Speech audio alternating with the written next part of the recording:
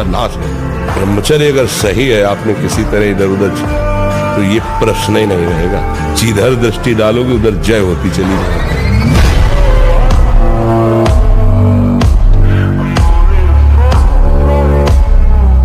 Doctor ने कहा था कि वो 2.5 साल 5 साल जियोगे आप, और आपकी किडनी ऐसे खराब हो रही। 18 साल तो हो गए, डॉक्टर पता नहीं है कि नहीं।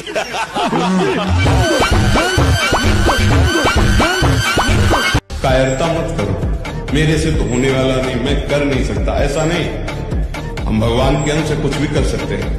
हमें अपार पावर है, हम अपनी पावर को जाने और जागृत करें। भगवान तुम्हारे अंदर बैठे हैं, सब पावर है, तुम जो चाहो कर सकते हो।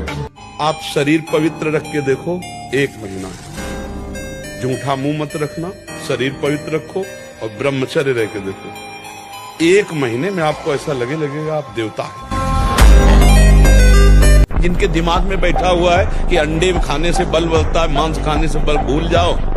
अगर हमारा विचार ठीक है, हमारा संयम ठीक है, तो हम नमक रोटी खाकर परास्त कर सकते हैं किसी को। और विचार संयम ठीक नहीं तो शरीर चाहे भले बना लो, तुममें बल नहीं आने वाला, ना अध्यात्म बल आने वाला है, ना शारीरिक तेज बल आने वाला। अगर वर्जिश करो, व्यायाम करो, पवित्र भोजन करो, संयम से अभी दैवत तो आ जाए। ये बिल्कुल छोड़ दो। किसी को ये समझ में आता है मांस बल देता है तो भूल जाना, तुम्हारे पुण्यों का नाश करके तुम्हारी दुर्गति करा देगा। जो इस भाव में है ना, जीव जंतुओं को ऐसे रांध रांध के खाते हैं, दुर्गति का। मर जाऊंगा पर गलत नहीं करूंगा।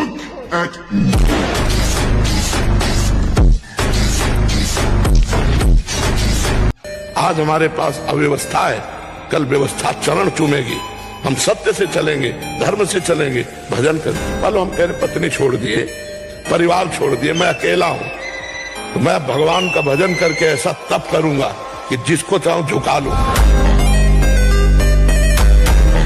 बिल्कुल ना भय ना प्रलोभन, और जिसके साथ में सत्य है, धर्म है, उसी की विजय होती है। धर्म करोगे ना और सत्य से चलोगे ना, तो श्री कृष्ण तुम्हारे साथ है। मुझे बहुत आवश्यक वस्तु है। सोचो जिसके निकालने में तुम्हें ऐसा आनंद लगता है, उसको रोकने में कितना आनंद होगा। ब्रह्मचारी है तो हृदय रोग की बीमारी नहीं हो सकती। उसमें इतना पावर होता है, उसको ब्लॉक होने ही नहीं देता। जितना अधिक पुष्ट ब्रह्मचर्य होगा, विष चला जाए तो वो भी उसको मार नहीं सकता। इतनी क्षमता ब्रह्मचर्य में। विष को पचा डाले, भोजन की क्या बात। अब एकाग्रता के लिए पावर चाहिए, अभ्यास का और ब्रह्मचर्य का भी। अभी आप 1 साल ब्रह्मचर्य रहिए, आप फिर देखिए आपके विचार कैसे होते हैं, आपके शरीर में कैसी ऊर्जा होती है, आपका प्रतिज्ञा, आपके वचन, आपकी चेष्टा, आपकी क्रियाएं कितनी मतलब पवित्र। पहले गुरुकुल भेजा जाता था, गुरुजनों से शास्त्र स्वाध्याय फिर गृहस्थ में जाया जाता था। ब्रह्मचर्य जीवन है, ब्रह्मचर्य त्याग ही मृत्यु है। ब्रह्मचर्य ही जीवन है और ब्रह्मचर्य नाश ही मृत्यु है।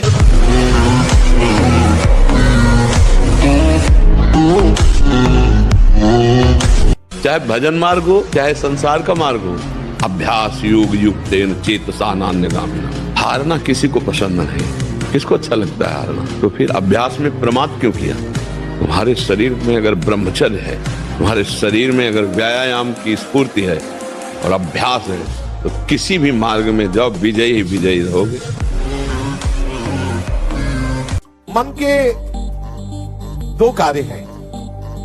एक है विषय का अवलंबन और दूसरा है विषय का चिंतन। ये किसी न किसी विषय का सहारा ढूंढता है। आप देख लेना, हमारे भ्रष्ट होने का कारण हमारा कोई न कोई सहारा है किसी भी विषय में। आप देख लीजिए, जो विषय आपको बहुत परेशान किए हैं, आप जानबूझ करके खुद अपना नाश कर रहे हैं। इसमें किसी का तर्क काम नहीं करेगा, क्योंकि उसी मार्ग में चले हुए हैं। आप यदि आश्रय नहीं दिए हैं, आपने किसी क्रिया या किसी व्यक्ति का आश्रय नहीं दिया है, तो आप कुछ ही दिनों में निर्विकार हो जाएंगे, आपका मन शांत हो जाएगा। परमार्थ के पथिक को ध्यान रखना चाहिए। कभी भी किसी को मैथुन धर्म से युक्त जो है उस दृश्य को नहीं देखना चाहिए, और ऐसे लोगों से अपना संबंध नहीं बनाना चाहिए, मित्रता नहीं बनानी चाहिए, सदैव अकेला रहना चाहिए और इंद्रियों को बहिर्मुख नहीं होने देना चाहिए। यदि संग करे तो भगवत प्रेमी महात्माओं का, नहीं तो एकांत में अनंत महिमाशाली प्रभु के नाम रूप का चिंतन करे। ब्रह्मचर्य ऐसा कैसे हो सकता है? यदि एक बार ऐसा हुआ तो 1000 बार मैं प्रयास करूंगा और इस पर विजय। वो मतलब जिद्दी स्वभाव, एक निष्ठा, उसी से आती है, उसी से। ब्रह्मचर्य क्षीण करोगे उतने आप कमजोर और रोगी होते चले जाओगे, उतने आप नष्ट होते चले जाओ। तुम्हारी स्मृति नष्ट हो जाएगी, तुम्हारा बल नष्ट हो जाएगा, तुम्हारा उत्साह नष्ट हो जाएगा, तुम्हारे अंदर की जितनी सकारात्मक भावना है वो सब नकारात्मक में बदल जाएंगी अगर ब्रह्मचर्य नष्ट हो गया।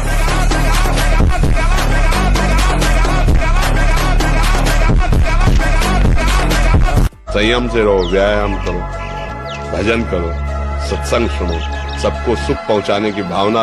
अभी कमल जैसे खिले रहोगे, मुख प्रसन्न, तन तेज विराजा, कीने से रामचंद्र कर काजा। ब्रह्मचर्य रक्षा के लिए पहला तो ये निश्चय करना होगा कि आपकी वीर में महत्व बुद्धि हो जाए। जिसे आप व्यर्थ समझ रहे हैं वो बहुत बड़ी जीवनी शक्ति है। चाहे जितना आप उसको निकालते रहिए, आपको सुख कभी नहीं मिलेगा, दुख बढ़ता चला जाएगा।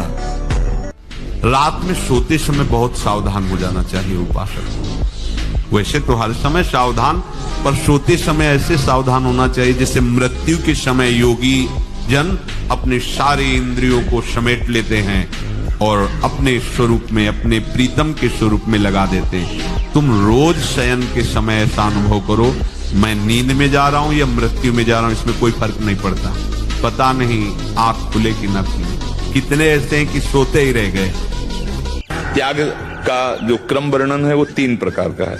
एक है त्याग, हम जानते हैं ये विषय है, भोगने में सुख है, पर भगवत प्राप्ति में बाधक इसलिए नहीं भोगेंगे, इसे कहते हैं त्याग। इसी से शांति प्रारंभ हो जाएगी। दूसरा वैराग्य, विषय के सानिध्य होने पर भी भोग की इच्छा ना होना, इच्छा ही ना होना। पहले में इच्छा है, दूसरे में इच्छा ही ना होना। भोग सामग्री का ज्ञान है पर इच्छा ही ना होना, उसे वैराग्य कहते हैं, राग रहित। और उपरति, भोग सामग्री है ऐसा बोध ही ना होना, ये उपरति। उपरति को प्राप्त हुआ महापुरुष जित संग दोषा होता है। आप कुछ समय तक व्यवहार करके देखिए ब्रह्मचर्य का, ये आपको खुद पता चलेगा कि कितना आनंद प्रदान करता है ब्रह्मचर्य।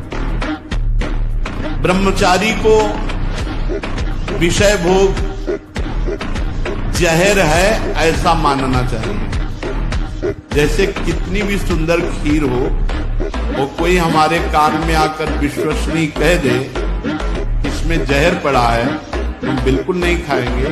हमारे शास्त्र कह रहे हैं, महर्षि जन कह रहे हैं कि ये विषय भोग जहर है, महान विषय, ये पूरे जीवन को नष्ट कर देता है।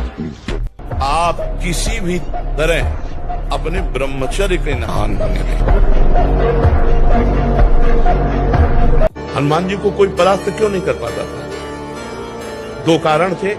चरित्र पवित्र, पहला चरित्र पवित्र, और दूसरा हृदय में भगवान का निरंतर सुमिरन। प्रविष्ट नगर कीजय सब राजा, हृदय राख, ये विजय का कारण था कि जिसका चरित्र पवित्र होता है